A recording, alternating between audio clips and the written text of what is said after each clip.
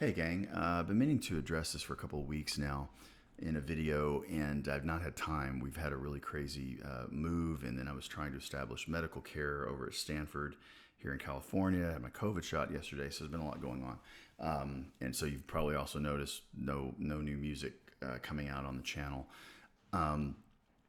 But I wanted to talk about this a couple of weeks ago and just didn't have time. But it's something that I think has to be addressed. If you're following me on Spotify or listening on Spotify, if you're using that platform to stream either the Dave Johnson stuff or Kid Kaleidoscope stuff, that content is no longer there. I took it off, most of it this morning, some of it a few weeks ago, but it's all gone from the Spotify platform. There's a couple of reasons for that, and it's the reason for this video. I don't know why the light is why it's going dark and light like that. I have no idea. I've got to buy a better video camera. Something keeps going on with these webcams. But anyway, that distraction aside, Daniel X a couple of weeks ago, he's the founder, creator, and chief douchebag over at Spotify. Made a statement that the reason that independent artists or artists in general are not making income from their content, as he calls it, their songs, Daniel, they're not content, they're songs. The reason we're not making money from that is because we're not putting out music in the way that the platform will, it'll trigger the algorithm and put it in front of more people and we get more plays. He says we're doing it the traditional way and releasing albums, 10, 12 songs at a time, and they're being ignored. And that's why we're not making money. What he's not telling you, and what I'm going to tell you here, is that first of all, yes, we are doing that. And if you've been following Kid Kaleidoscope, I've done it both ways. I've released full albums, they got ignored. I've released singles, and they do pretty well, but you can't release them too close together. They're about 6 weeks apart. That is very, very calculated, as are the releases of the videos that come in between, unplugged versions, lyric videos, whatever. There's a whole industry that has sprung up now to teach songwriters and bands and artists how to release music properly on various platforms to trigger the algorithm that will then pull that song into kind of a cycle and get it in front of the most people possible. And you can subscribe to these classes and academies, and there's more of them than I could even provide links to here. So it's obviously something that everybody's trying to figure out how to do, because it's not as simple as just putting a song up on your Facebook page and everybody listening to it, or putting it on Spotify and suddenly everybody can hear it who wants to. This video is a prime example of that. I'm going to put this up on both of my Facebook pages.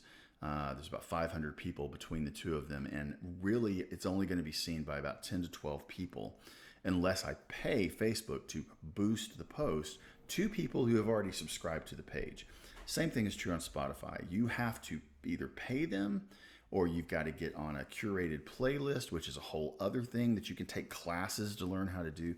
It's just ridiculous because there's so many people now releasing music online. But it's disingenuous for Daniel X to say we should release music a couple of times a week, or release something a couple of times a week, because his algorithm is specifically designed to punish us for doing that. It's not going to show people what we're putting out there if we put it out too often. So he's saying you need to do that, but he knows that that's not how his platform works. And putting out whole albums at a time is not really a solution either, because unless you've got a dedicated audience that's going to buy that album in total and pay the 10 or 12 bucks for it, it just gets ignored. So it's disingenuous, first of all, to assert that that's not why we're making money. So the other thing you probably should know is that when you pay a $10 subscription to Spotify, you assume that the artist who you're listening to is getting compensated somehow for you listening to the song, either by ad dollars or whatever. While Daniel X is last year made $400 million just from Spotify. And great, he created it, make whatever money you want. But the artist, whenever someone streams one of my songs, when you stream my song, when you stream Taylor Swift's song, when you stream Black Thought's songs, or Bruce Springsteen, or whoever else, Any artist that you stream, they're out of every penny that Spotify makes, the artist is getting 0.000, that's three zeros, 423 parts of that penny. I don't even know what it's in the 100,000ths, of a penny that we're getting per stream. So we're not making any money. Like if Taylor, you can imagine how many streams Taylor Swift gets in a given hour, and she's complaining about this. So it's a problem. If you're trying to make money, I should say, if you're trying to make money doing this is a problem. I'm not trying to make money doing it. It's the principle of the thing. There's been a movement to get that in court, to get this compensation raised by 44, the revenues, the royalty shares raised by 44%. Spotify has taken great pains to fight this, and now they have started to countersue artists and musicians who are involved in it, citing some type of copyright endangerment, which is, I don't understand the intricacies of all, but it sounds like something we should be suing them for, but somehow they're suing us for it. Anyway, there's just a lot of hostility toward these guys, from these guys toward musicians. Secondly, and this was the kicker for me that made me just say, I'm done with these clowns. At the Sync Fest last week, Jim Anderson, who's also an executive, toolshed, whatever his title is with Spotify, he's an investor and consultant or whatever, basically sits in an office and makes money off people's music is what he does. He went on a tirade, probably a 10-minute tirade, because someone asked about this and said, hey, instead of 44%, would you guys consider even just raising it to a penny per song? You guys are making $1 per song. Can we make 1/100th of that? Can you give us a penny per stream? Because we're dying out here. We can't play live gigs. We can't sell merchandise the way that we normally do. We can't sell tickets. And this is our only revenue source right now, is streaming. He went on a 10-minute tirade and said some very denigrating and offensive things about Taylor Swift, and basically called all the artists who are asking for this. He said that we are entitled for wanting a penny per stream on his platform. So then went on, and to add insult to injury, mentioned some of these names that I'm throwing out here, and I can't remember exactly who all it was, but basically compared himself to artists and songwriters who have music on his platform. He said, I don't get royalties for what I do. I'm a creator. I'm an investor. And I'm paraphrasing, but it was something, as dickish as that. And so it just kind of, like, my eyeballs almost popped out. Like, you're a creator? Are you really comparing yourself, when we're talking about Paul McCartney not getting paid, compensated adequately for his songs, or Bob Dylan or Bruce Springsteen or Chuck D not getting compensated adequately, and you're comparing yourself now to them because you're an investor, which to me was just like, okay, whoa, what are we doing here? I've been essentially paying these guys, or at least letting them make money off of things that I have created and put on there. I'm getting nothing in return. And now I'm being insulted. He's calling me entitled. He's calling my heroes entitled.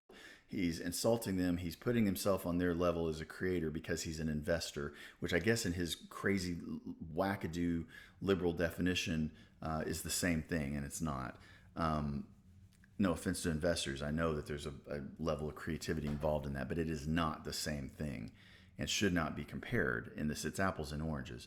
So it just kind of made me take a step back and say, wait a minute, I'm not doing this to get paid. I'm not doing it to make money, but I certainly am not doing it to make money for people who are hostile toward me and who want to call me names and denigrate my musical heroes who are speaking out about this, So it's not going to hurt them that I've taken my content off. I'm fully aware of that. It's not a protest. It's not any kind. It's just the principle of the thing for me. A bit of crisis of conscience that I've been having recently with this whole thing of streaming and trying to smoke and mirrors and act like we're in a live setting. And it's not. It's none of it's real. And so we get to the streaming situation now, and it's like, I can do without being called names and assumed upon, and Uh, even if these guys are making, if I somebody streams one song today, they're making out of a penny. What is it? 0.9995. What did I say? 576 parts of that penny, and I get the other 0.000423. I don't want them to have that part of the penny. It doesn't mean anything to them in the grand scheme of the 400 million that they're making this year, but I don't want them making a cent of it off me or even part of a cent off me. If you are following me on Spotify, I'll make this deal with you. Message me and I will send you the song files for free. If you want to go download them and pirate them illegally, let's say that it's legal because I'm giving you permission now to do that publicly. You have permission to go steal my songs. I would rather you get them that way than to make money for Daniel X and Jim Anderson and the Spotify platform. I'm not angry about it. I'm just done. Much like I am with a lot of this other stuff and calling our songs content and whatever else. I just want to write songs. I just want to play music, and I don't want to deal with these clowns. So you know where the stuff is. It's there's links here on Facebook, and anywhere else you find me, you'll find links to go and get the music. Bandcamp is a good place if you want to buy or stream. But again, I will give them to you if it's that big of a deal. And I apologize if you're following me on Spotify and I'm not there anymore. But I'm not there purposely. So enough about that. Just wanted to let you know. And hopefully the next thing you hear from me is music. I'm trying to get back to that. It's just been nuts. So thanks for listening as always, and see you guys soon.